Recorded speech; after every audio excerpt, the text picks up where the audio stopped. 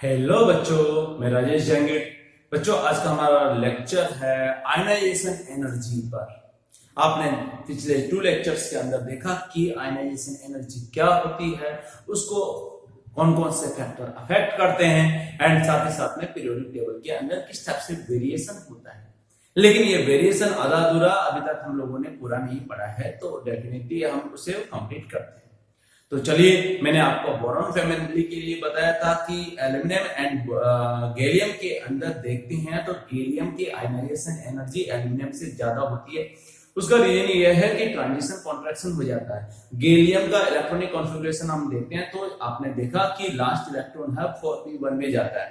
उससे पहले 3d series के अंदर 10 इलेक्ट्रॉन आ जाते हैं और उसी की वजह से क्या होगा, n-1d इलेक्ट्रॉन की वजह से ही पुअर शील्डिंग इफेक्ट होती है और नेट अट्रैक्शन फोर्स की वैल्यू बढ़ जाती है, जिसे हम कहते हैं ट्रांजिशन कॉन्ट्रैक्शन।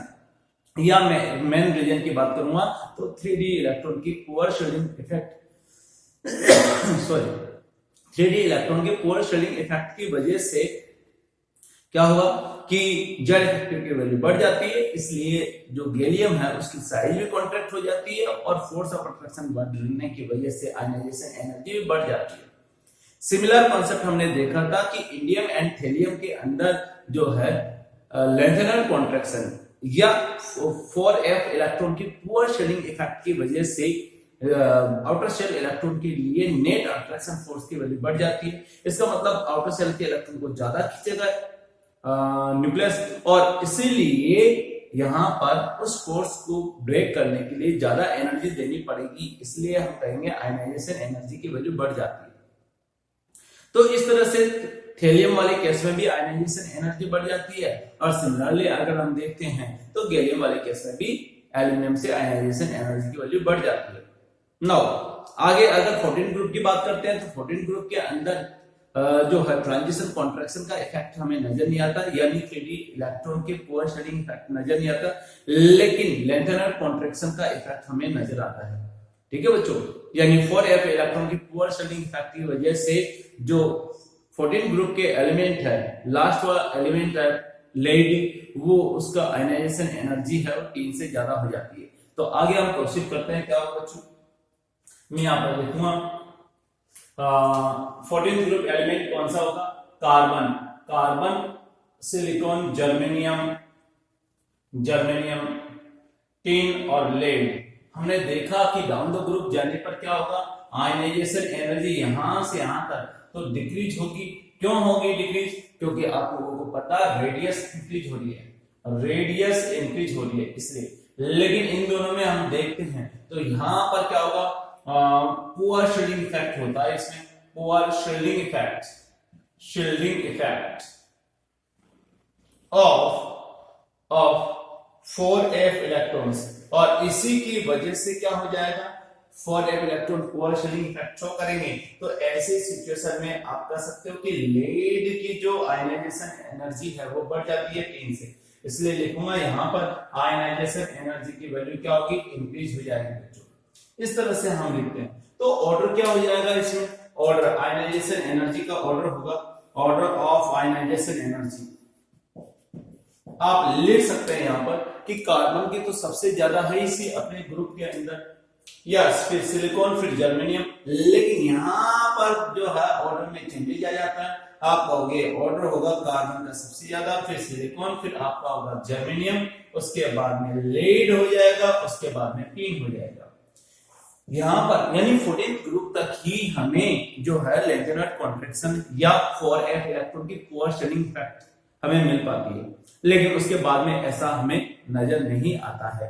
यानी जो ऑर्डर होगा, अगर मैं बात करता हूं हाइड्रोजन, ये नाइट्रोजन फैमिली की बात करते हैं, नाइट्रोजन फैमिली, तो अगर यहां पर आयनाइजेशन एनर्जी का ऑर्डर देखते हो तो क्या हुआ, नाइट्रोजन, पाकिस्तान, ऑस्ट्रेलिया, यानी न्यूजीलैंड, पाकिस्तान, ऑस्ट्रेलिया सब भिखारी।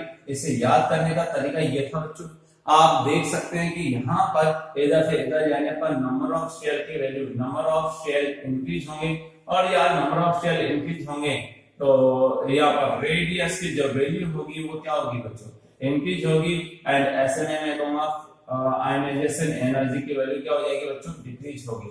सबसे ज्यादा नाइट्रोजन की होगी, सबसे कम बिस्मथ की होगी। तो यहाँ पर किसी भी तरह का कोई डेविएशन नहीं है, एज इट इज जो हमें ऑर्डर मिला था वही है। चलिए, नाइट्रोजन फैमिली हो गया, ऑक्सीजन फैमिली की बात करते हैं। ऑक्सीजन फैमिली आप देख सकते हैं, oxygen, sulphur, selenium, oxygen, sulphur, selenium, tellurium and क्या होगा बच्चों, पोलोनियम। ये आपका होगा बिल्कुल सेम ट्रेंड का फॉलो करेगा, इधर से इधर जाने पर नंबर ऑफ शेयर इंक्रीज होंगे और नंबर ऑफ शेयर की वैल्यू अगर इंक्रीज होगी तो रेडियस इंक्रीज होगी और रेडियस इंक्रीज होगी तो आप कह सकते हो आयनाइजेशन एनर्जी की वैल्यू डिक्रीज होगी, क्योंकि फोर्स ऑफ अट्रैक्शन क्या हो जाएगा, कम हो जाएगा बच्चों। इस तरह से हम यहाँ पर कर सकते हैं।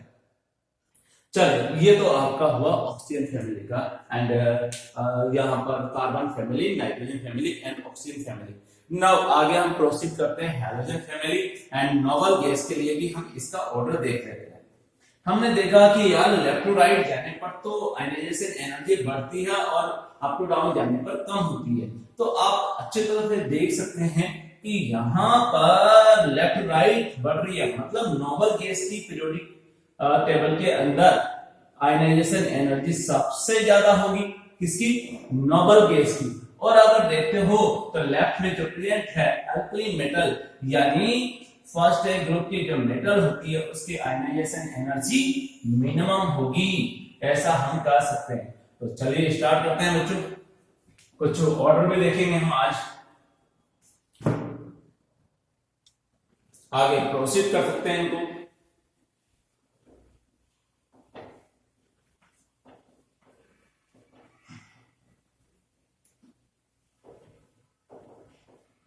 चलिए बच्चों, यहां पर कौन सा लेंगे, हैलोजन फैमिली। कौन सा, हैलोजन फैमिली।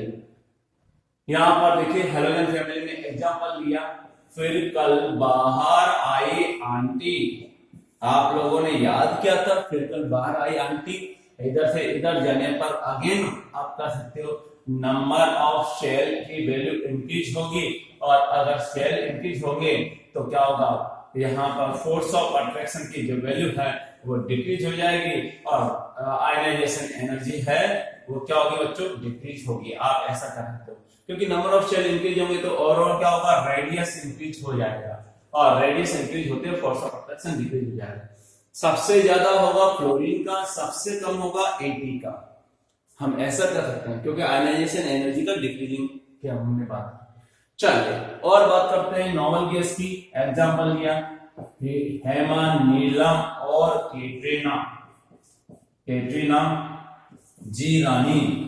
आप लोगों ने याद किया है। ओके, नोबल गैस की आयनाइजेशन एनर्जी अपने पीरियड के अंदर मैक्सिमम होती है और अगर मैं कहूंगी पीरियोडिक टेबल के अंदर मैक्सिमम है तो ये भी गलत नहीं होगा। तो यहाँ पर इधर से इधर जाने पर अगेन क्या होगा, नंबर ऑफ शेल की वैल्यू क्या हो रही है बच्चों, फर्दर वही वाला केस है, इंक्रीज होगी। तो ऐसे में रेडियस की वैल्यू इंक्रीज होगी, फोर्स ऑफ अट्रैक्शन डिक्रीज हो जाएगा और आप कह सकते हो आयनाइजेशन एनर्जी डिक्रीज होगा। जैसा कि अभी पिछले 4 ग्रुप के अंदर जो ट्रेंड था वो एजीज है, तो ऊपर से नीचे जाने पर आयनाइजेशन एनर्जी की वैल्यू क्या होगी, कम होगी। चलिए बच्चों, ये तो आपका हो गया। नाउ हम यहां पर ले सकते हैं कि मैक्सिमम किसकी होती है, तो मैं कहूंगा maximum ionisation energy, maximum ionisation energy की वैल्यू होगी हीलियम की और मिनिमम आयनाइजेशन एनर्जी होगी वो होगी बच्चों सीजियम और फ्रेंशियम। यहां पर ऑप्शन में सीजियम हो तो सीजियम को प्रायोरिटी देंगे और फ्रेंशियम हो तो फ्रेंशियम को देंगे, क्योंकि फ्रेंशियम रेडियो एक्टिव है इसलिए कभी कभार आता है और कभी कभार नहीं आता है। तो सीजियम भी ऑप्शन में हो सकता है, फ्रेंशियम भी हो सकता है। आप लोगों का आंसर ये होना चाहिए। चलिए ये तो आपका हो गया बच्चों।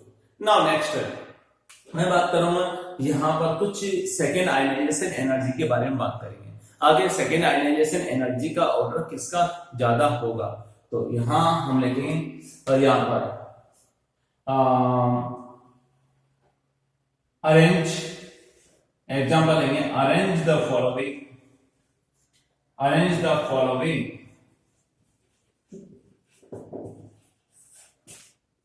in decreasing order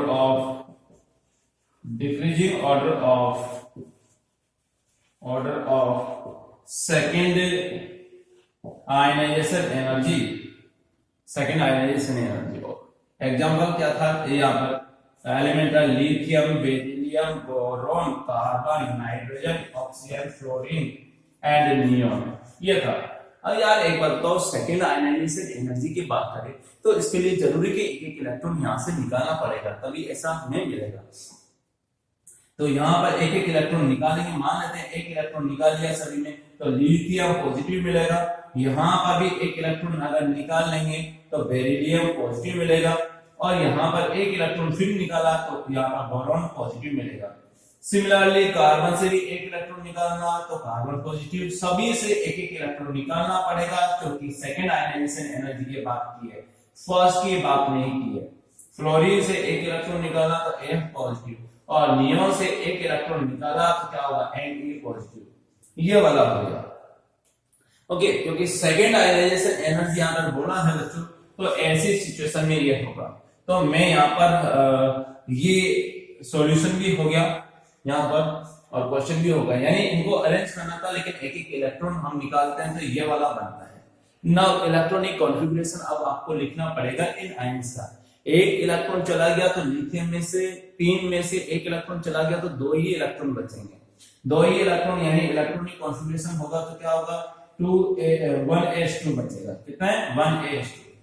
चलिए बेरिलियम की अगर बात करें तो आप देख सकते हैं बेरिलियम वाले केस में क्या होगा, यहां पर आपने देखा बेरिलियम का होगा 1s2 2s1, इसका हो जाएगा 1s2 2s2, इसका 1s2 2s2 2p1, इसका होगा 1s2 2s2 2p2, इसका 1s2, ऑक्सीजन का 1s2 2s2 2p2 हो जाएगा, या 2p3, फ्लोरीन का 1s2 2s2 2p4 हो गया, और आप देख सकते हैं 1s2 2s2 2p5, आप यहाँ पर ऐसे देख सकते हो।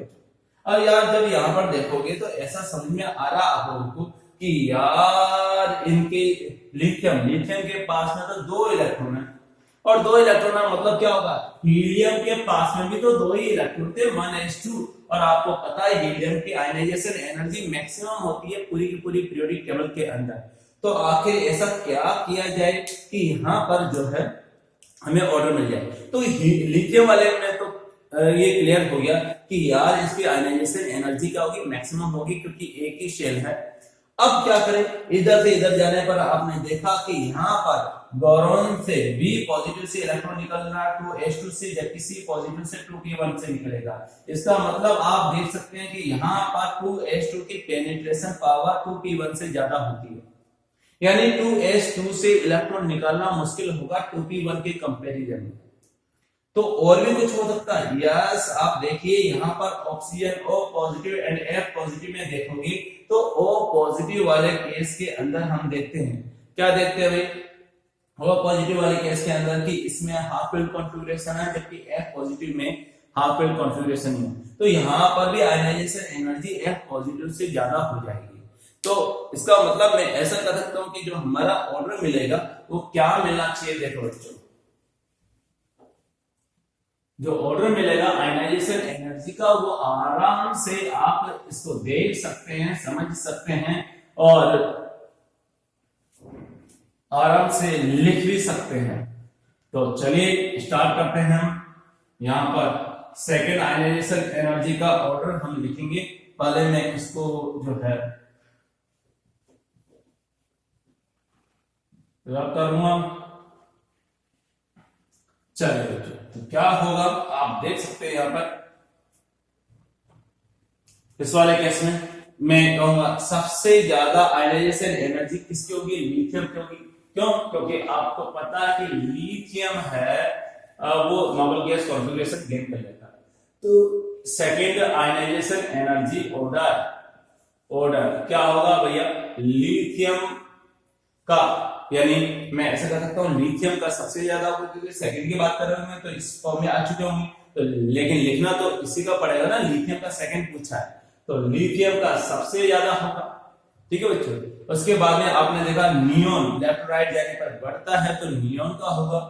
लेकिन आपने ये भी देखा कि O पॉजिटिव का F पॉजिटिव से ज्यादा हो जाएगा, यानी ऑक्सीजन का जो सेकेंड आयनाइजेशन एनर्जी है वो फ्लोरीन से ज्यादा होगी। सिमिलरली यहाँ पर आपका नाइट्रोजन का होगा इसी ओके N पॉजिटिव। फिर उसके बाद हम बात करते हैं B positive and C positive में बी पॉजिटिव का सी पॉजिटिव से ज्यादा हो जाएगा, क्योंकि पेनिट्रेशन पावर ज्यादा होती है किसकी, इसकी बी पॉजिटिव की, यानी 2s इलेक्ट्रॉन की ज्यादा पेनिट्रेशन पावर होगी 2p1 से, इसलिए इसका भी ज्यादा हो जाएगा। और ऑक्सीजन का इसलिए ज्यादा होगा क्योंकि हाफ वेल स्टेबल कॉन्फ़िगरेशन है 2p3, क्योंकि सेकंड की बात कर रहे हैं हम, फर्स्ट की बात नहीं कर रहे। तो यहाँ पर ये आपका हो गया, यहाँ पर मैं लिखूंगा बी पॉजिटिव का ज्यादा होगा सी पॉजिटिव से, एंड लास्ट के अंदर बी पॉजिटिव यानी बेरिलियम बचेगा, क्योंकि हम सेकंड आयनाइजेशन एनर्जी की बात कर रहे हैं, इसलिए न्यूट्रल एटम ही हम लेंगे, यानी सेकंड आयनाइजेशन एनर्जी का ऑर्डर हमें ये मिलता है। तो चलिए बच्चों, ये तो आपका ऑर्डर हो गया। नाउ नेक्स्ट एक छोटा सा पॉइंट और लेते हैं, क्या लेते हैं देखिए बच्चों, ये हो चुका आपका। नाउ 3D सीरीज की हम बात करते हैं, क्या 3D सीरीज, तो आयनाइजेशन एनर्जी ऑर्डर, यानी फर्स्ट की मैं बात करूंगा इन 3D सीरीज, 3D सीरीज। चलिए ये आपका हो गया, क्या होगा, मैं इसकी बात करूंगा यहां पर आयनाइजेशन एनर्जी फर्स्ट का ऑर्डर 3D सीरीज में, तो मैं लिखूंगा यहां पर scandium, titanium, vanadium, chromium, manganese, iron, cobalt, nickel, copper and zinc. आप यहां पर इस चीज को समझोगे तो आपको समझ में आएगा कि इलेक्ट्रोलाइट जाने पर बढ़ता है, क्या होता है, बढ़ता है, लेकिन टाइटेनियम का ज्यादा हो जाता है, टाइटेनियम का क्या हो जाता है बच्चों, ज्यादा हो जाता है। ठीक है बच्चों, ये आपको याद रखना पड़ेगा, क्योंकि यहाँ पर कुछ न कुछ डेविएशन आते रहते हैं, यानी ये ऑर्डर हमें मिलेगा। टाइटेनियम का स्कैंडियम एंड वेनेडियम से दोनों से ज्यादा होगा। फिर क्या होगा, यहाँ पर इलेक्ट्रोलाइट बढ़ रहा है, आयरन का ज्यादा होगा मैंगनीज से, लेकिन आयरन का कोबाल्ट से भी ज्यादा होगा, कोबाल्ट का निकेल से भी ज्यादा होगा, और ऑर्डर इस टाइप से वेरी करेगा। मतलब आपको ध्यान में रखना होगा कि टाइटेनियम की आयनाइजेशन एनर्जी या स्कैंडियम एंड वेनेडियम से ज्यादा होती है। सिमिलरली आयरन की जो आयनाइजेशन एनर्जी है वो कोबाल्ट से ज्यादा होती है, कोबाल्ट की निकेल से ज्यादा होती है। बाकी इलेक्ट्रोलाइट लेने पर तो बढ़ ही रहा है, ये हमें याद रखना पड़ेगा, इसका कोई लॉजिक नहीं है। ठीक है बच्चों, ये तो हो गया। मैं ऐसे कहूंगा आयनाइजेशन एनर्जी ऑफ कॉपर, यानी first of copper is less than zinc, ठीक है, बट यहाँ पर वाई, पहला तो यह हो गया आपका क्वेश्चन टाइप का हो गया। आंसर अगर देंगे तो देखते हैं, यहाँ पर कॉपर की बात करते हैं तो क्या होगा, यहाँ पर ऑर्गन, उसके बाद में आपका होगा 3D10 4s1, और यहाँ पर जिंक होगा ऑर्गन, क्या होगा 3D10 4s2, ये वाला होगा। आप यहाँ पर देख सकते हैं कि जिंक एंड कॉपर की अगर बात करें तो क्या होगा, जिंक का स्टेबल कॉन्फ़िगरेशन है और यहाँ पर इसका अनस्टेबल कॉन्फ़िगरेशन है, क्योंकि हाफ फिल्ड है, ये फुली फिल्ड है, तो फुली फिल्ड से इलेक्ट्रॉन निकालना मुश्किल है, तो इसलिए इसका आयनाइजेशन एनर्जी बढ़ जाती है। आयनाइजेशन एनर्जी ऑर्डर ये मिलता है, क्यों मिलता है, क्योंकि यहाँ पर जिंक से स्टेबल कॉन्फ़िगरेशन से इलेक्ट्रॉन जाता है, जबकि यहाँ पर लेस स्टेबल, यानी मैं कहूंगा इसे फुली फिल्ड ऑर्बिटल से जाता है, जबकि इससे इनकम्प्लीट ऑर्बिटल से इलेक्ट्रॉन रिमूव होता है। तो यहां पर लिखेंगे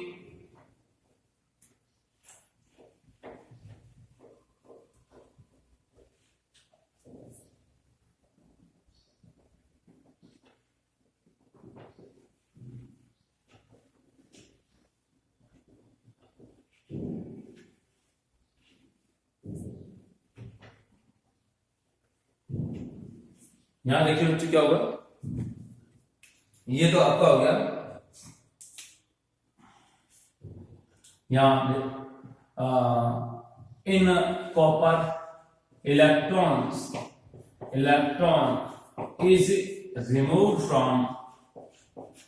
removed from 4s1, which is incomplete,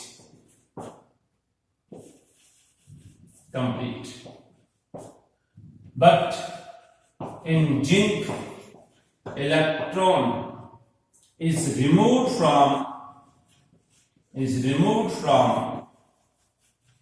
4s orbital, which is completely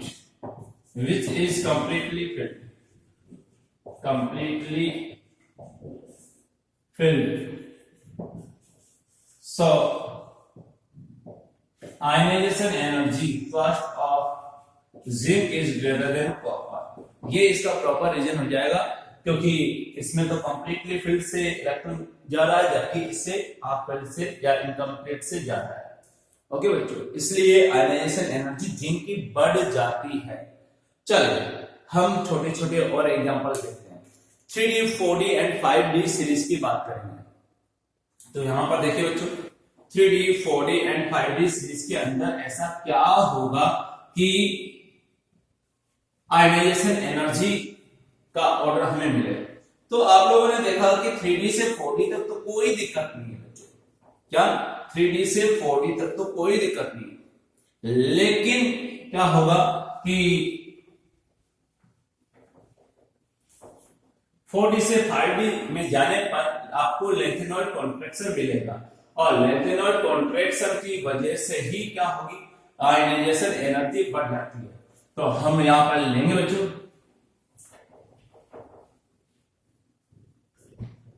इसको भी रब कर देता हूं। तो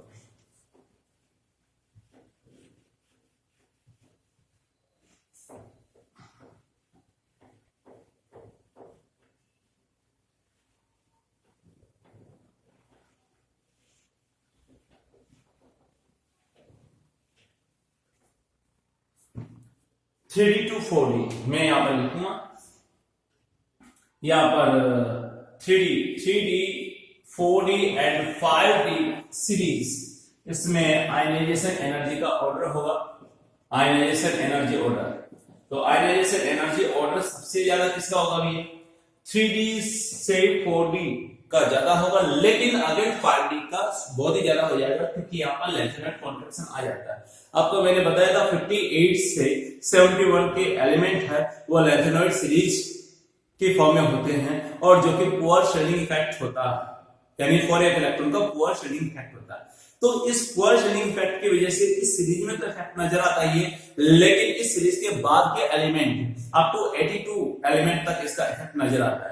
तो मैं ऐसा कर सकता हूं कि यहां पर जो बाकी के एलिमेंट है 72 से लेकर के 80 तक इस लेंथेनॉइड कॉन्ट्रैक्शन या 4f इलेक्ट्रॉन के पुअर शेडिंग इफेक्ट का हमें इफेक्ट नजर आता है यहाँ पर आयनाइजेशन एनर्जी पर। तो आयनाइजेशन एनर्जी का ऑर्डर होगा 5D का ज्यादा होगा 3D से, और अगेन मैं ऐसे कर सकता हूं, यहां पर अगेन 4D इसका कम होगा।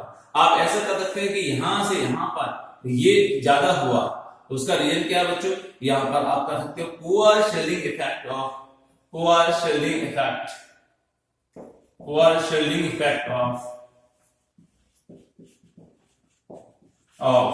4f electrons.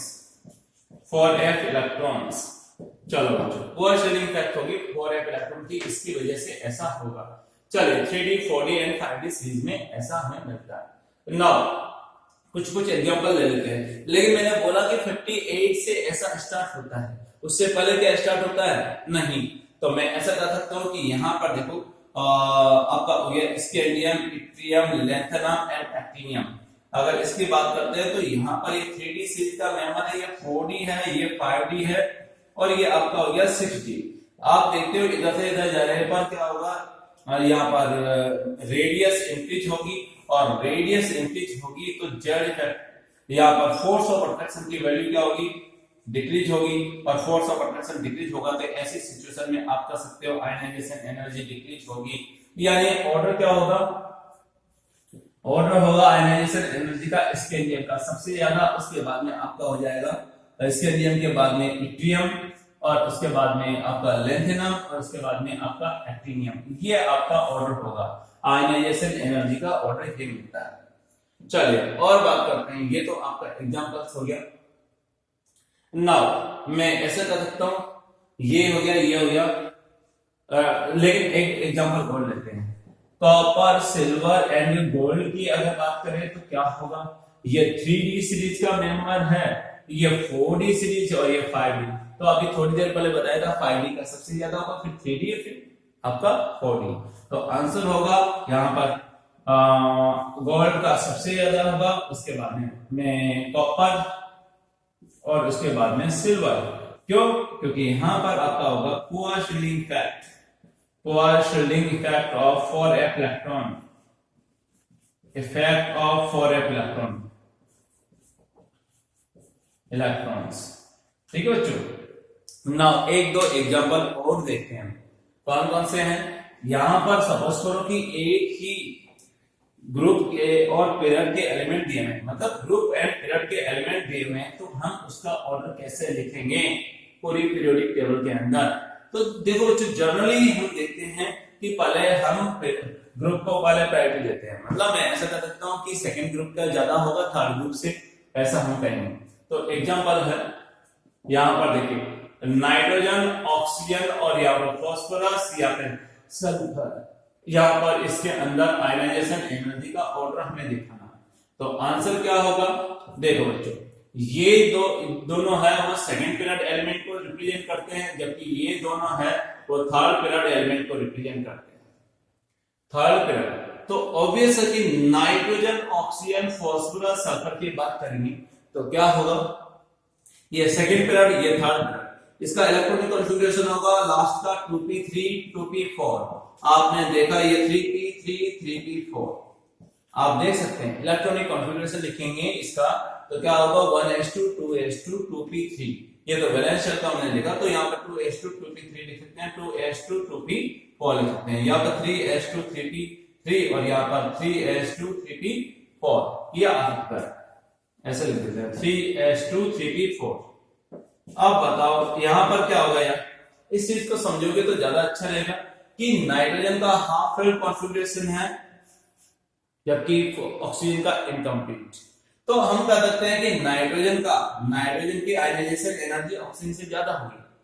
सिमिलरली फास्फोरस का भी हाफ फिल्ड है, किससे, सल्फर से, जैसा कि देखा। तो फास्फोरस का ज्यादा होगा किससे, सल्फर से। अब हम बात करेंगे यार कि सेकंड पीरियड का ज्यादा होता है थर्ड पीरियड का, तो सेकंड पीरियड का ज्यादा होगा थर्ड पीरियड से, क्योंकि सेकंड पीरियड की साइज कम होती है, इसलिए आयनाइजेशन एनर्जी की वैल्यू ज्यादा होगी। तो मैं यहाँ पर लिखूंगा इस वाले केस में ऑर्डर क्या हो जाएगा बच्चों, यहाँ पर नाइट्रोजन का ज्यादा होगा ऑक्सीजन से, फिर फास्फोरस का ज्यादा होगा सल्फर से, ये आपका ऑर्डर मिलेगा। इस तरह से पूरी पीरियोडिक टेबल में आयनाइजेशन एनर्जी कैसे चेंज होती है, कैसे ट्रेंड चेंज होता, वो हमने पढ़ा।